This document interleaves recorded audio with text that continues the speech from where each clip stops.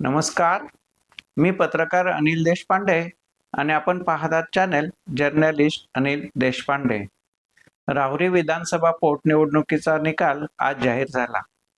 मतमोजणीच्या पहिल्या फेरीपासून ते अखेरच्या फेरीपर्यंत महायुतीचे अर्थात भारतीय जनता पक्षाचे अक्षय शिवाजीराव कर्डिले हे मताधिक्याचा एक विक्रम करत विजयी झाले आणि भारतीय जनता पक्षाचा हा गड आपल्याच ताब्यात ठेवण्यात भाजपला यश मिळालं.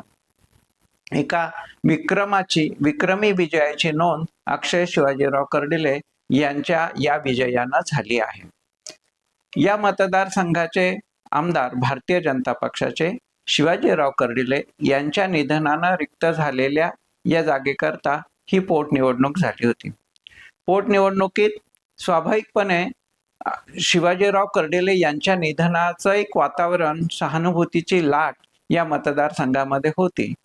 या मतदारसंघाचे विद्यमान आमदार या नात्यानं भारतीय जनता पक्षानं अक्षय शिवाजीराव कर्डिले यांनाच उमेदवारी जाहीर केल्यानंतर या मतदारसंघात या सहानुभूतीच्या लाटेच्या बरोबरच आणखीनही काही विषय होते.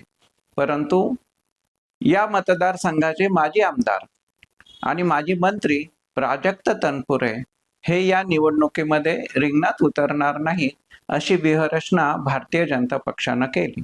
अगदी उमेदवारी अर्ज दाखल करण्याच्या अखेरच्या दिवशी जिल्ह्याचे पालकमंत्री नामदार राधाकृष्ण विखे पाटील व भारतीय जनता पक्षाचे प्रदेशाध्यक्ष रवींद्रजी चव्हाण यांनी थेट संपर्क कार्यालयामध्ये प्राजक्त तनपुरे यांची भेट घेतली आणि निवडणुकीमध्ये आम्हाला सहकार्य करण्याची विनंती केली.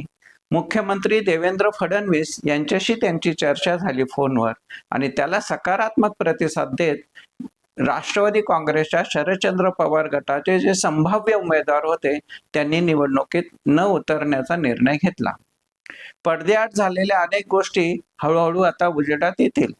त्यांच्यामध्ये या दोघांमध्ये काय देवाणघेवाण झाली हे तपशील आपल्याला यथावकाश समजतीलच. परंतु प्राजक्त तनपुरे हे या निवडणुकीत उतरले नाहीत. त्यामुळं सुरुवातीपासूनच ही निवडणूक एकतर्फी होती.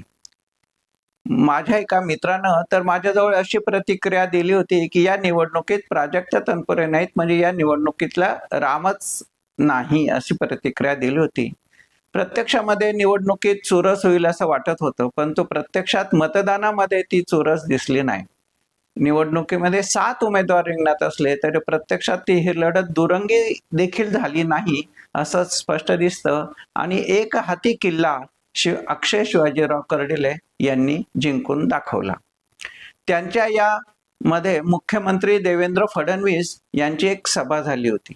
या सभेमध्ये मुख्यमंत्री देवेंद्र फडणवीस यांनी असं आवाहन केलं होतं की आपल्या सर्वांचं शिवाजीराव कर्डिलेंवर प्रचंड प्रेम आहे आणि त्यांना दिलेलं मत, अक्षय कर्डिलेंना दिलेलं मत म्हणजे शिवाजीराव कर्डिले यांना खरी श्रद्धांजली ठरणार आहे. आणि प्रत्यक्ष मतदान पाहिल्यानंतर हे सर्व मतदारांनी सार्थक घडवल्याचं लक्षात येतं. या मतदारसंघामध्ये शिवाजीराव कर्डिले यांच्या निधनामुळे स्वाभाविकपणे एक सहानुभूती, भावनिक वातावरण होतं आणि या प्रत्येक प्रचार सभेमध्ये त्यांच्या अक्षय शिवाजीराव कर्डिले यांच्या मातोश्री अलकाताई कर्डिले तसेच पत्नी प्रियंका कर्डिले या देखील अनेक ठिकाणी सहभागी झाल्या आणि अनेक दुःखाचा डोंगर कुटुंबावर आलेला असताना देखील ते दुःख बाजूला ठेवून साहेबांचं स्वप्न साकार करण्यासाठी अक्षय कर्डिलेंना निवडून द्या असं प्रत्येक सभेमध्ये त्यांनी आवाहन केलं. यामुळे एक भावनिक किनार या पोटनिवडणुकीला होती आणि त्याचा स्वाभाविक परिणाम मतदानावरती झालेला आपल्याला दिसतो. खरं म्हणजे जे संभाव्य उमेदवार होते प्राजक्त तनपुरे यांनी निवडणुकीत उतरायचं नाही ठरवल्यानंतर ऐनवेळेस राष्ट्रवादी काँग्रेसच्या शरदचंद्र पवार गटानं गोविंद मोकाटे यांना उमेदवारी दिली आणि त्यामुळे लढत चुरशीची होईल असं एक वातावरण निर्माण करण्याचा प्रयत्न केला. परंतु त्यात फारसं काही तथ्यांश नव्हता. आणि त्यामुळेच ही निवडणूक जवळजवळ एकतर्फी झाली. अर्थात निवडणुकीत चुरस निर्माण होणार नाही याची व्यूहरचना भारतीय जनता पक्षानं केली, तरीही भारतीय जनता पक्षानं ही पोटनिवडणूक अत्यंत गांभीर्यानं घेतली. मुख्यमंत्री देवेंद्र फडणवीस यांनी स्वतः प्रचार सभा घेतली.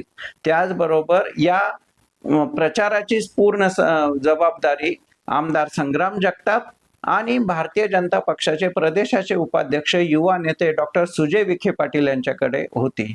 त्याचबरोबर नामदार आणि पालकमंत्री डॉक्टर राधाकृष्ण विखे पाटील, त्याचबरोबर ग्रामविकास मंत्री पंकजाताई मुंडे, त्याचबरोबर आमदार मोनिकाताई राजळे, त्याचबरोबर आमदार गोपीचंद पडळकर, त्याचबरोबर भारतीय जनता पक्षाचे प्रदेशाध्यक्ष रवींद्रजी चव्हाण यांच्या अनेक प्रचार सभा या ठिकाणी मतदारसंघामध्ये झाल्या. म्हणजे निवडणुकीत चुरस नसतानाही भारतीय जनता पक्षानं ही निवडणूक अत्यंत गांभीर्यानं घेतली आणि या सर्वांचाच एकत्रित परिणाम म्हणून विजयाच्या विक्रमी मताधिक्याचा नोंद आज अक्षय शिवाजीराव कर्डिले यांच्या नावावर झाली आहे. भाजपनं हा किल्ला आपल्या ताब्यात ठेवण्यात यश मिळवलं आहे. निवडणुकीनंतर अक्षय शिवाजीराव कर्डिले यांनी जी प्रतिक्रिया दिली ती अत्यंत मार्मिक प्रतिक्रिया आहे. ते म्हणाले की आज माझ्या जीवनातल्या एका महत्वाच्या क्षणी मला प्रकर्षानं जाणीव होते, ती म्हणजे माझ्या वडिलांची. आज माझा हा विजयोत्सव पाहण्यासाठी ते नाहीत, मात्र गेली 30 वर्ष त्यांनी जनसेवेसाठी जे समर्पित जीवन ते जगले त्याचं एक फळ म्हणजे माझा हा विजय आहे. त्याचबरोबर जिल्ह्याचे पालकमंत्री नामदार राधाकृष्ण विखे पाटील यांनी तर हा निर्णय हा एक ऐतिहासिक विजय आहे आणि मुख्यमंत्री देवेंद्र फडणवीस यांनी जे समन्वयाची आणि सहकार्याची भूमिका घेतली त्यामुळंच हा ऐतिहासिक विजयाची नोंद झाल्याचं मत नामदार राधाकृष्ण विखे पाटील यांनी नोंदवलं.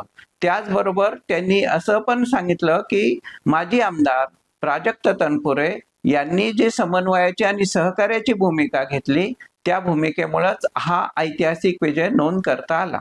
या सगळ्याचा परिपाक लक्षात घेता एक विजयाची मुहूर्तमेढ आज अक्षय शिवाजीराव कर्डिले जे जिल्हा बँकेचे संचालक झाले. प्रत्यक्षामध्ये शिवाजीराव कर्डिले यांना निवडणूक लढवावी लागली होती, मात्र अक्षय शिवाजीराव कर्डिले मात्र बिनविरोध बँकेचे संचालक झाले. हे निवडणूक सुद्धा बिनविरोध करण्याचा प्रयत्न केला, परंतु प्रत्यक्षात तसं झालं नाही.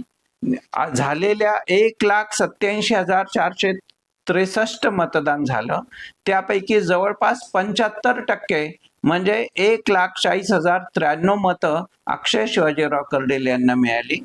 तर त्यांचे निकटचे प्रतिस्पर्धी राष्ट्रवादी काँग्रेस शरदचंद्र पवार गटाचे गोविंद मोकाटे यांना 27,506 म्हणजे 15% मतं मिळाली. वंचितचे संतोष चोळके याशिवाय अन्य जे 4 अपक्ष आहेत या सगळ्यांना मिळून फक्त 10% मतं मिळाली. म्हणजे निर्विवादपणे ही निवडणूक एकतर्फी होती. हे प्रारंभापासूनचं जे चित्र होतं निवडणूक निकालानं मतमोजणीनंतर त्यावरती शिक्कामोर्तब केलं आहे. मतदारसंघाचा एक वचननामा घेऊन अक्षय शिवाजीराव कर्डिले मतदारांसमोर गेलेले होते. आता सर्वांना अपेक्षा आहे की त्यांच्या हातात आता जो 3.5 वर्षाचा कालावधी राहणार आहे या कालावधीमध्ये या मतदारसंघाच्या सर्वांगीण विकासाचं जे स्वप्न त्यांनी या मतदारांसमोर ठेवलेलं आहे ते कसं पूर्ण करतात याकडे सर्व मतदारांचं आणि तालुक्यातल्या जनतेचं लक्ष लागलेलं आहे. अनेक महत्वाचे प्रश्न ते कसे सोडवतात, सत्ताधारी पक्ष हे प्रश्न सोडवतात कसे, यावरती त्यांची पुढची राजकीय कारकीर्द निश्चितपणे अवलंबून राहणार आहे.